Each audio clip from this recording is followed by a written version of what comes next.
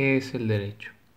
En nuestra sociedad actual se hace necesario regular el comportamiento de las personas en todos los ámbitos de la vida, pues el hombre, al ser un ente social por naturaleza, debe contar con mecanismos que regulen su comportamiento ante los demás. De tal medida de regulación surge el derecho como una ciencia que se encarga de tal medida. ¿Qué es el derecho laboral? El derecho laboral es un conjunto de normas jurídicas de la rama del derecho público que se encarga de regular las relaciones jurídicas entre trabajadores y patrones. El derecho laboral se divide de la siguiente manera: derecho individual de trabajo, derecho colectivo del trabajo, derecho procesal del trabajo y derecho social. Definición de trabajador. Definición de patrón de la Ley Federal del Trabajo define en su artículo número 8 al trabajador como la persona física que presenta a otra física o moral un trabajo personal subordinado. Trabajador de confianza. Un trabajador de confianza debe tener en cuenta lo siguiente: no podrá formar parte del sindicato de los demás trabajadores.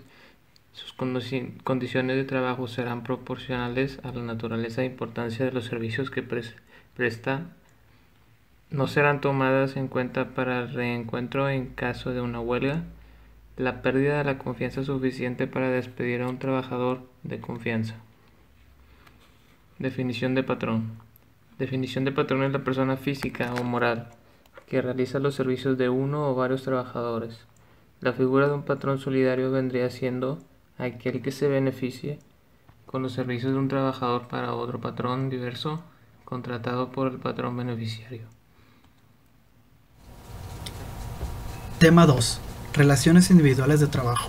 Se entiende por relación de trabajo cualquiera que sea el acto que le dé origen a la presentación de un trabajo personal subordinado a una persona mediante el pago de un salario. La relación laboral puede surgir de dos formas: derivado de cualquier acto que le dé origen, derivado exclusivamente de un contrato individual de trabajo. Las prestaciones laborales principales es la retributiva o salario, el aguinaldo, las vacaciones, la prima vacacional, la prima dominical, las horas extra, los alimentos, las propinas, la participación en utilidades, la habitación y la seguridad social. ¿Cómo nace la relación laboral? De acuerdo con el artículo 20, se entiende por relación de trabajo cualquiera que sea el acto que le dé origen a la presentación de un trabajo personal subordinado a una persona mediante el pago de un salario. Contrato individual de trabajo, cualquiera que sea su forma o denominación, es aquel por virtud del cual una persona es obligada a prestar a otra un trabajo subordinado mediante el pago de un salario. La prestación retributiva o salario es la cantidad de dinero en efectivo recibirá el trabajador por la realización de su trabajo, pero es importante señalar que el salario no solamente es considerado como la cantidad en efectivo que el trabajador recibe. Se le agregan diversas prestaciones, como el aguinaldo, la prima vacacional, los bonos de despensa, el servicio de comedor, premios por puntualidad. La Ley Federal del Trabajo, su artículo 82, establece que el salario es la retribución que debe pagar el patrón al trabajador por su trabajo.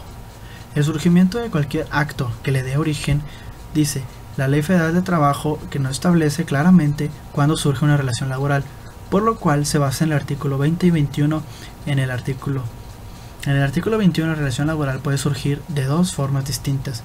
Una es derivar de cualquier acto que le dé origen, puede ser un contrato escrito o una relación laboral de palabra o contrato electrónico. El segundo es un derivado exclusivamente de un contrato individual de trabajo. En este caso, se precisa la existencia de un contrato por escrito para que la relación laboral surja.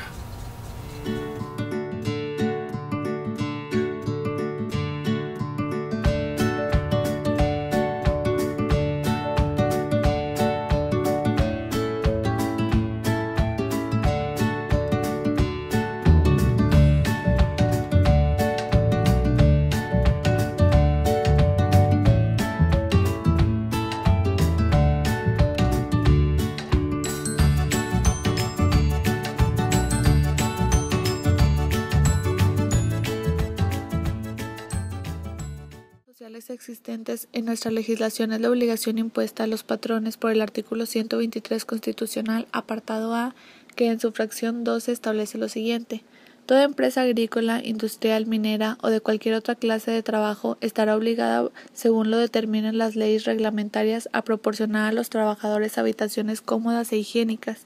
Esta obligación se cumplirá mediante las aportaciones que las empresas hagan a un Fondo Nacional de la Vivienda a fin de constituir depósitos a favor de los trabajadores y establecer un sistema de financiamiento que permita otorgar a estos créditos baratos y suficiente para que adquieran su propiedad tales habitaciones. Esta obligación de carácter social, además de ser imposible de cumplir, resulta onerosa para muchos patrones, por lo que la misma Constitución permite la creación de un organismo que administre los fondos de vivienda que permitan relevar al patrón del cumplimiento de esta obligación y la trasladen a dicho organismo. El organismo que se crea para relevar al patrón de esta obligación es el Infonavit, el cual surge en 1972, cuyos recursos son destinados a financiar casas habitación en beneficio de la clase trabajadora. En la actualidad, el Infonavit ofrece una amplia gama de opciones para que los trabajadores puedan adquirir financiamiento en la compra de viviendas. Algunos de los créditos que ofrece el Infonavit a sus trabajadores afiliados es el crédito Infonavit tradicional, hipoteca verde, conyugal Infonavit Foviste, Infonavit Total AG, Infonavit Total High-2, Confinavit, apoyo Infonavit. Para que un trabajador tenga acceso a un financiamiento de Infonavit, es necesario que el patrón aporte el 5% del salario del trabajador al Infonavit, pues esto se le establece como una obligación impuesta al patrón en el artículo 136 de la Ley Federal de Trabajo. El trabajador debe de cumplir con ciertos requisitos establecidos en la ley del Infonavit. Estos varían dependiendo del año y se pueden consultar en la página www.infonavit.gov.mx.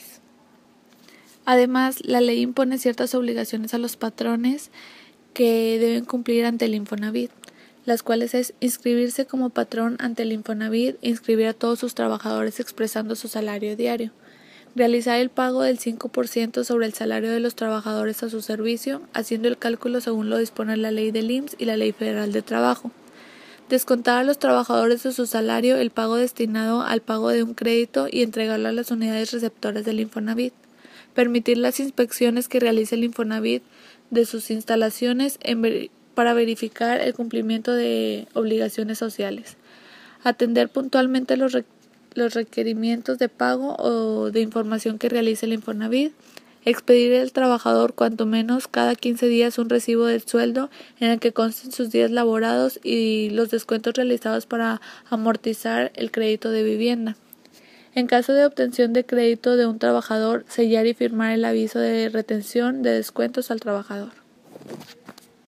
Y de estos a recibir la capacitación o el adiestramiento en su trabajo que le permite elevar su nivel de vida, su competencia laboral y su productividad, conforme a los planes y programas formulados, de común acuerdo por el patrón y el sindicato o la mayoría de sus trabajadores. Los patrones podrán convenir con los trabajadores en que la capacitación y el adiestramiento se proporcione a estos dentro de la misma empresa o fuera de ella. Las instituciones, escuelas u organismos especializados que deseen impartir formación, capacitación o adiestramiento deberán estar autorizados y registrados por la Secretaría de Trabajo y Previsión Social. La capacitación o adiestramiento deberá impartirse al trabajador durante las horas de su jornada de trabajo. El objetivo es preparar a los trabajadores de nueva contratación y a los demás interesados en ocupar las vacantes o puestos de nueva creación. Y podrá formar parte de los programas de capacitación el apoyo que el patrón preste a los trabajadores para iniciar, continuar o complementar ciclos de los niveles básicos, medio o superior. El objeto de adiestramiento es actualizar y perfeccionar los conocimientos y habilidades de los trabajadores, informar a los trabajadores de los riesgos y peligros que están expuestos, incrementar la productividad, mejorar el nivel educativo, competencia laboral y las habilidades de los trabajadores.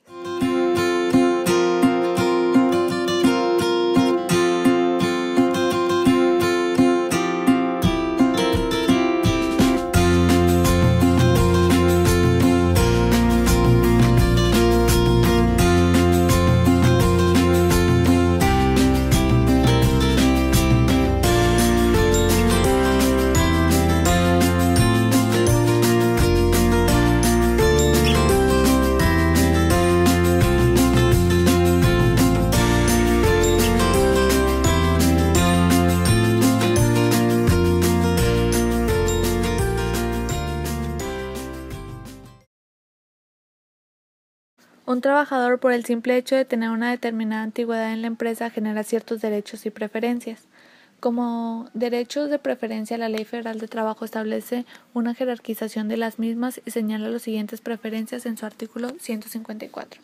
Los mexicanos sobre quienes no lo sean, los que hayan servido satisfactoriamente por más tiempo, los que tengan a su cargo una familia respecto a los que no, los que hayan terminado su educación básica respecto a los que no la hayan terminado, los que se hayan capacitado respecto a aquellos que no se hayan capacitado, los que tengan mayor aptitud y conocimientos para realizar el trabajo respecto a aquellos que carezcan de estos atributos, los sindicalizados respecto a aquellos que no lo sean.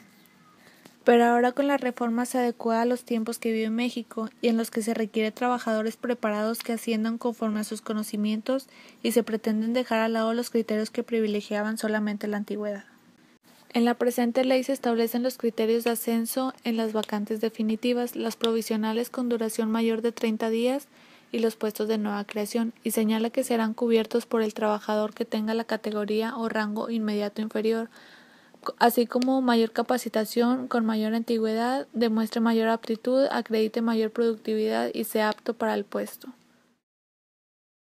La Ley Federal de Trabajo, en su artículo 2 reformado en el 2012, establece que se entiende por trabajo digno o decente aquel en el que se respeta plenamente la dignidad humana del trabajador. No existe discriminación por origen étnico o nacional, género, edad, discapacidad, condición social, condiciones de salud, religión, condición migratoria, opiniones, preferencias sexuales o estado civil. Se tutela la igualdad sustantiva o de hecho de trabajadores y trabajadores frente al patrón. La igualdad sustantiva es la que se logra eliminando la discriminación contra las mujeres o menoscaba o anula el reconocimiento, goce, ejercicio de sus derechos humanos y las libertades fundamentales en el ámbito laboral.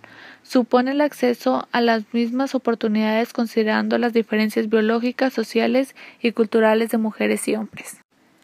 La Ley Federal de Trabajo, en su artículo 164, señala que las mujeres disfrutan de los mismos derechos y tienen las mismas obligaciones que los hombres. Además, señala que el capítulo especial de trabajo de las mujeres tiene como propósito fundamental la protección de la maternidad. Las prohibiciones impuestas al patrón. No se podrá utilizar a mujeres embarazadas en labores insalubres o peligrosas, el trabajo nocturno industrial en establecimientos comerciales o de servicio después de las 10 de la noche, así como en horas extraordinarias. En caso de que las autoridades competentes emitan una declaratoria de contingencia sanitaria conforme a las disposiciones aplicables, no podrá utilizarse el trabajo de mujeres en periodos de gestión o de lactancia. No utilizar mujeres embarazadas para que realicen trabajos que exijan esfuerzos considerables y signifiquen un peligro para su salud en relación con la gestión o que actúen o puedan alterar su estado psíquico y nervioso. La huelga es la suspensión de labores en búsqueda de mejores condiciones de trabajo. Tipos de huelga según la Ley Federal de Trabajo: huelga lícita, existente, ilícita, inexistente, justificada y solidaria. Requisitos para la huelga: tener objeto los permitidos. La suspensión deberá ser realizada por la mayoría de los trabajadores de la empresa o establecimiento. Presentar pliego de peticiones. Presentar duplicado del escrito ante la Junta de Conciliación y Arbitraje. El aviso de suspensión de labores deberá darse con 6 días de anticipación y 10 cuando se trate de servicios públicos. Procedimiento: presentar duplicado del escrito ante la Junta de Conciliación. Dar aviso de suspensión de labores. El presidente de la Junta revisará el pliego de peticiones. Se hará llegar al patrón copia del escrito. El patrón tendrá 48 horas para presentar una respuesta. La Junta de Conciliación y Arbitraje citará a las partes a una audiencia. Formas de terminar la huelga. Acuerdo entre trabajadores y patrones.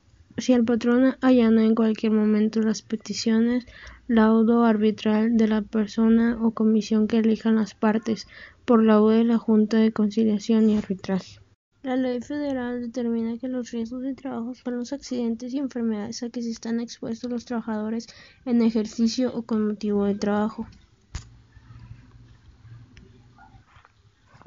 Accidente de trabajo es toda lesión orgánica o perturbación funcional inmediata o posterior o la muerte producida repentinamente en ejercicio o con motivo del trabajo, cualquiera que sea el lugar y el tiempo en que se presente. Enfermedad del trabajo es todo estado patológico derivado de la acción continua de una causa que tenga su origen o motivo en el trabajo o en el medio en el que el trabajador se ve obligado a prestar sus servicios.